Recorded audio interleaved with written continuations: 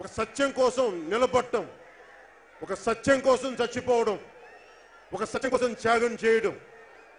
నేను ఆ రోజున 2014లో కండువా, ఒక పార్టీ కండువా వేసుకుంటే ఆశించే ఉన్న సమాజంలో ఏమి ఆశించకుండా టీడీపీకి కానీ భారతీయ జనతా పార్టీకి కానీ అండగా ఉండి నేను ఆశించిందల్లా తెలుగు ప్రజల సుస్థిరత కోసం నిలబడతారు అన్న ప్రయత్నం వారికి సపోర్ట్ చేసేలా చేసింది, వారి ప్రభుత్వాన్ని వచ్చేలా చేసింది.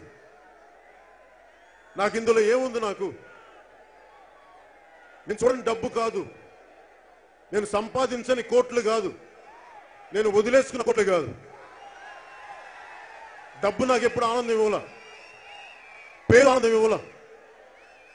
కానీ ఒక మనిషికి అన్యాయం జరుగుతున్నప్పుడు, బలహీన వర్గాల, బడుగు వర్గాల, మైనారిటీలని చూడలేదు. ఎప్పుడు ఒక మనిషికి అన్యాయం జరుగుతుంటే వర్గీకరించి నేను చూడను, మానవత్వానికి అన్యాయం జరుగుతుంది అనుకుంటాను. అలాంటి పరిస్థితుల్లో పార్టీ పెట్టి ఎన్నో ఒక మంచి కోసం నిలబడితే, ఇందాక తోడేళ్ల కూతులు అన్నాను, ఈ 4 సంవత్సరాల్లో ఎన్నెన్ని రకాలుగా నన్ను తిట్టినా, బెదిరించినా, నీవు డబ్బులు లేవు, రాజకీయాలు నడపలేవు, నీకున్న కుర్రాళ్ళంతా టీనేజర్లు, వీళ్ళేం చేస్తారు, నిన్ను ఎలా గెలిపిస్తారు, వీళ్ళు వేల కోట్ల ఉన్న రాజకీయాల్లోకి రావాలి. అధికారం అండదుండ వాళ్ళకే రాజకీయం తప్ప నీలాంటి మామూలుడికి ఏం వస్తుంది? ఆఫ్టర్ ఆల్ కానిస్టేబుల్ కొడుకువి, ఎందుకంటే నువ్వు ముఖ్యమంత్రి కొడుకు కాదు.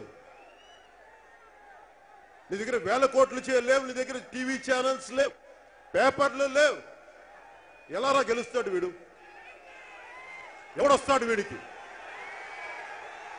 వస్తారు. 2014లో నేను ప్రారంభించినప్పుడు నేను ఒక్కడనే, ఎవరు లేరు నా దగ్గర, మేధావులు లేరు, వేల కోట్లు ఉన్నవాళ్ళు లేరు. నేను నమ్మింది ఒకే ఒకరు నమ్మాను, చిత్తశుద్ధిగా నాలాగా బాధలతోటి సమాజం మారాలి, వ్యవస్థ మారాలి, మార్పు రావాలి కోరుకున్న నన్నదమ్ములున్నారు, మా ఆడపడుచులున్నారు. వారికి నేను మాట్లాడేది అర్థమవుతుంది చిత్తశుద్ధిగా నమ్మాను. మనం ఎంత ఇబ్బందికరమైన పరిస్థితులు అంటే, వేల కోట్లు ఉన్న వాళ్లే రాజకీయాల్లోకి రావాలి, ఆశయాలతో ఉన్నవాళ్ళు ఎప్పుడు అలిసి చచ్చిపోతారు. మన మధ్యన విద్యార్థులు అడుగుతా ఉన్నారు, నీలాగా ఆశయాలతో చాలా మంది వచ్చారు, వాళ్ళు చచ్చిపోయారు, రాజకీయాలను చెల్లిపోయారు, నువ్వేం చేస్తావంటే, నేను అడుగు వేస్తే తల తెగిపోవాలి కానీ మడవైతే వెనక్కి తిప్పను.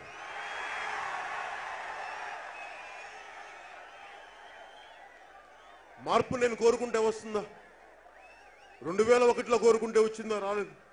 2009లో కోరుకుంటే వచ్చిందా? చిన్నప్పుడు మా అన్నయ్య చెప్పాడు, నాకు ఒక చిన్న ఉదాహరణ. లెనిన్, రష్యన్ నాయకుడు లెనిన్, రష్యన్ రెవల్యూషనరీ లీడర్, ఒక మాట అన్నాడు. అదేంటంటే, మార్పు రావడానికి ఆల్రెడీ సమాజంలో గర్భధారమైన పరిస్థితులు ఉంటే నాయకుడు అనేవాడు వచ్చి మంత్రసాని పనిచేస్తాడని. ఈ రోజున మీరందరూ ఇంతమంది ఉన్నారు, మార్పులు కోరుకుంటున్నారు, అది నా గొప్పతనం అనుకోవట్లా. మీరందరూ కోరుకుంటా ఉన్నారు, మీ గొప్పతనం, మీ మార్పులు కోరుకుంటున్నారు కాబట్టి నేను ఈరోజు మీ ముందున్నాను తప్ప నేనేదో ప్రభావితం చేస్తే మీరున్నాను నేను అనుకోవట్లేదు. ఎందుకంటే నాయకులు ఎవరు కూడా మార్పుని కోరుకుంటే జరిగేది కాదు, కాలానుగుణంగా మార్పు వస్తుంది. ఋతువులు ఎలా వచ్చి వెళ్ళిపోతాయో మార్పు కూడా అలాగే వస్తుంది.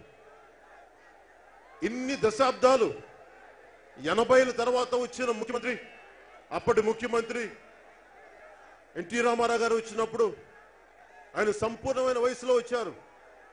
60 సంవత్సరాలు దాటిన తర్వాత మనవాళ్ళు పుట్టిన తర్వాత అందరూ కోరుకుంటే ఆ మార్పుకి అలాంటి వ్యక్తి వచ్చారు. నేను వారితో కంపేర్ చేసుకొని నేను కోరుకుంటుంది ఇంకా నాకు సూపర్ స్టార్డమ్ ఉండగానే ఎందుకు రాజకీయాల్లోకి వచ్చానంటే ప్రతి రాజకీయ నాయకుడు మిమ్మల్ని ఎలా వాడుకోవాలి, యువతని ప్రజల్ని ఎలా వాడుకోవాలి, ప్రజల్ని ఓట్ బ్యాంక్గా చూడాలి. ఇలాంటి పరిస్థితుల్లో యువతని వాళ్ళ భవిష్యత్తుకు వాడుకుంటున్నారు. కానీ మీ భవిష్యత్తు గురించి మాట్లాడే వాళ్ళు ఒక్కరు రాలా. నేను కోరుకుంది మీరు చూశారు సినిమాలో, మీ భవిష్యత్తు బాగుండాలి. 25 సంవత్సరాలు భవిష్యత్తు ఇవ్వడానికి నా భవిష్యత్తును వదులుకొని మీకు 25 సంవత్సరాల భవిష్యత్తు ఇవ్వడానికి నేను వచ్చాను ఇక్కడికి.